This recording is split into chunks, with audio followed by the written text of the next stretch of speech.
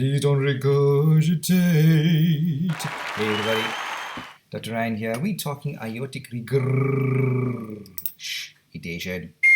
Hope you guys are well. Here's our clinical case, or rather a clinical question that we are posing today.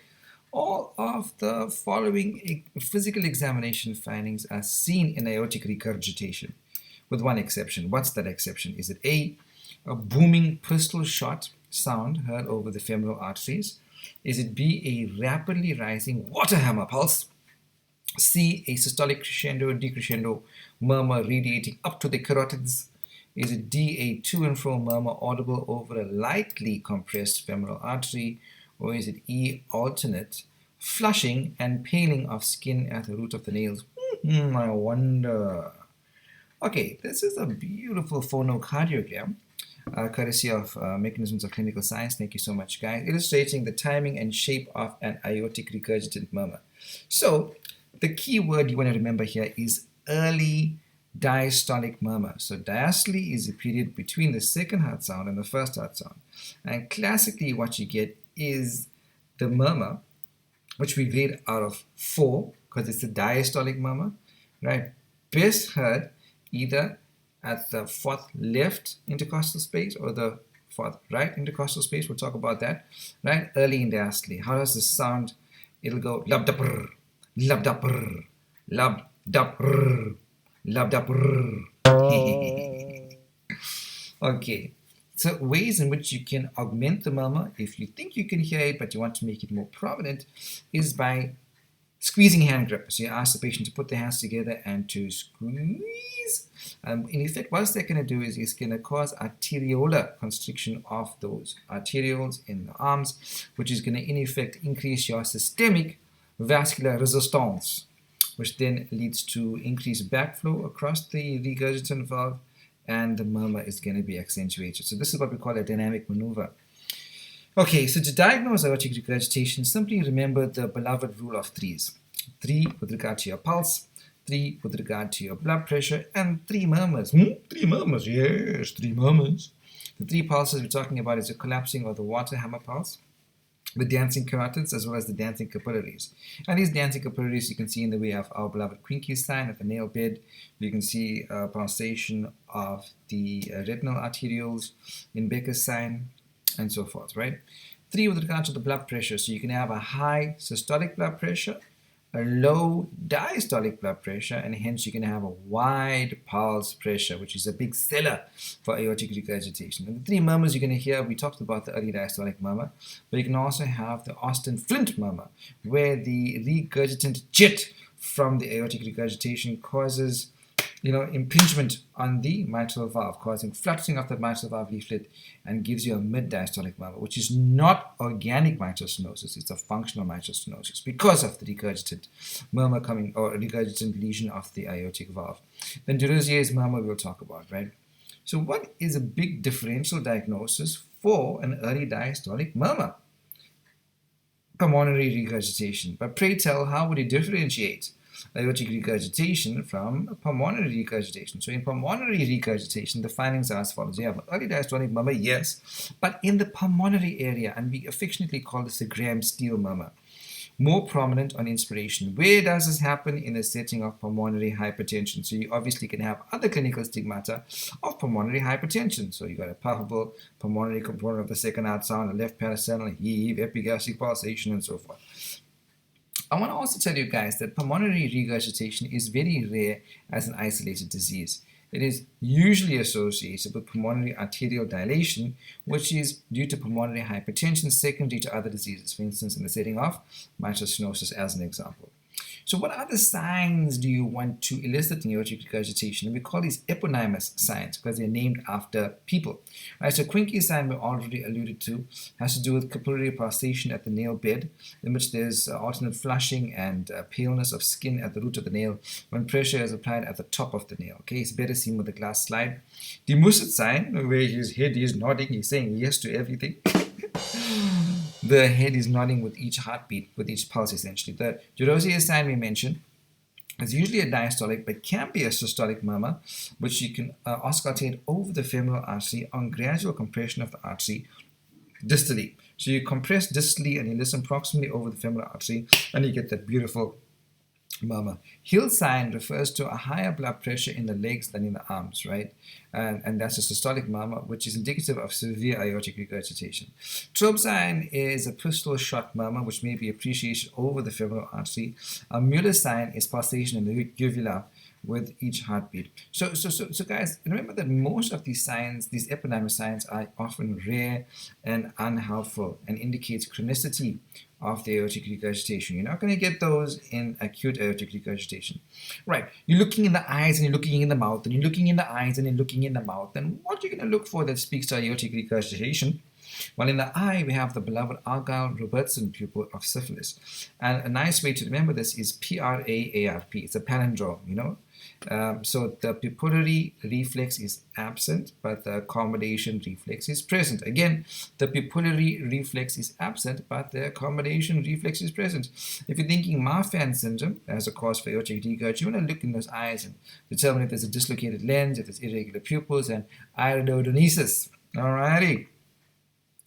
In the mouth, you're going to look for a high arched palate of Marfan's, and evidence of iritis or uveitis speaks to ankylosing spondylitis and everybody's favorite small joint polyarthritis, rheumatoid arthritis. Okay, according to the site, okay, I want to tell me about causes of aortic regurgitation.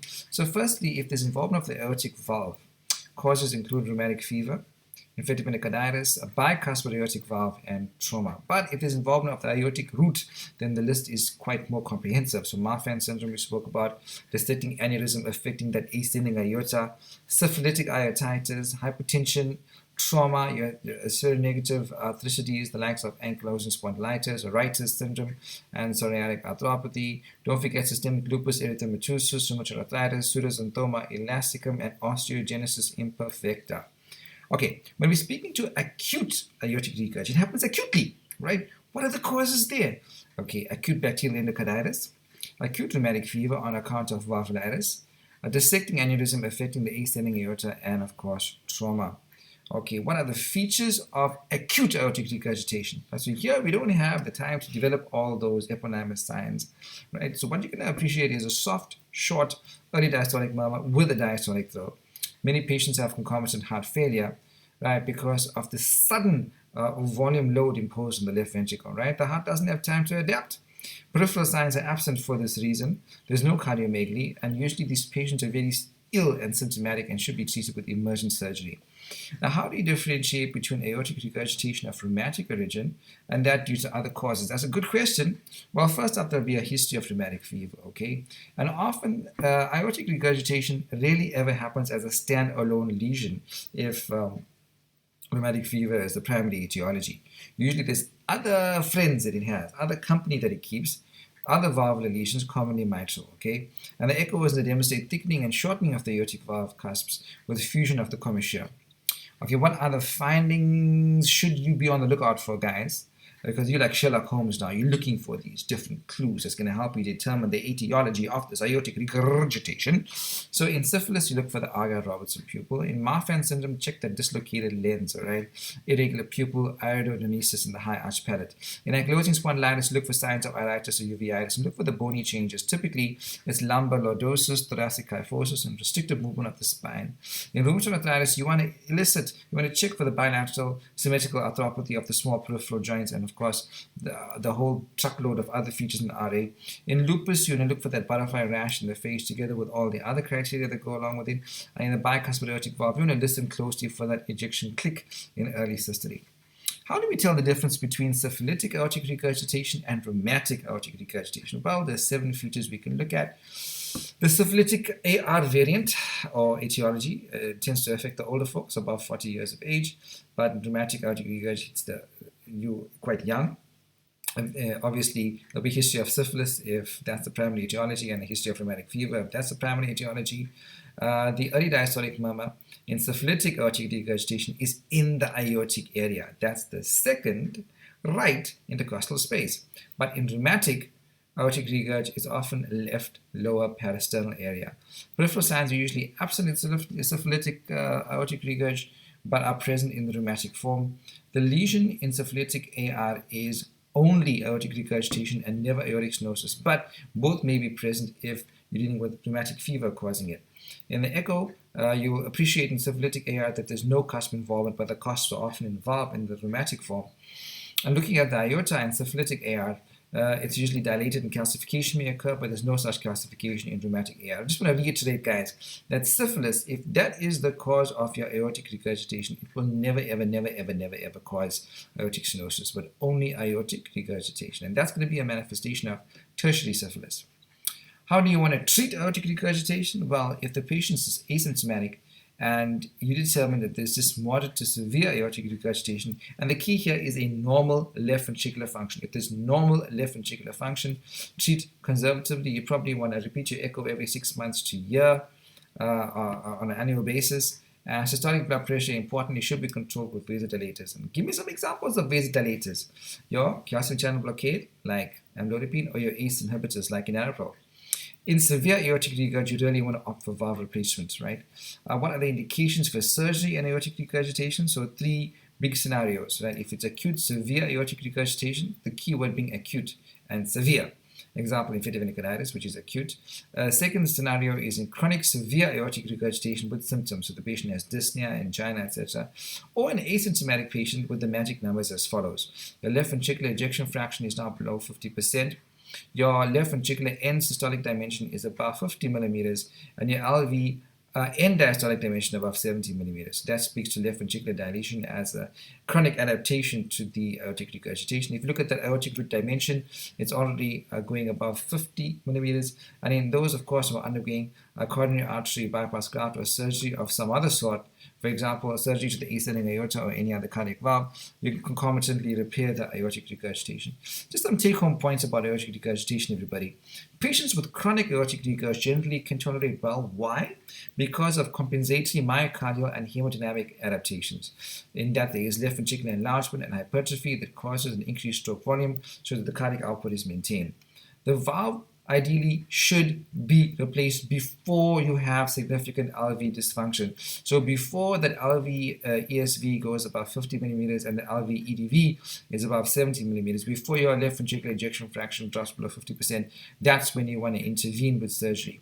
Now, both mechanical prostheses and tissue valves are used, but tissue valves, as we know, are preferred in the elderly because you don't need to use anticoagulants for them. However, the lifespan on those valves is less in comparison with the mechanical counterpart. And of course, in scenarios where anticoagulants must be avoided, tissue valves are preferable, but amongst the young adults, right, mechanical valve is better. And antibiotic prophylaxis against endocarditis is not recommended, right?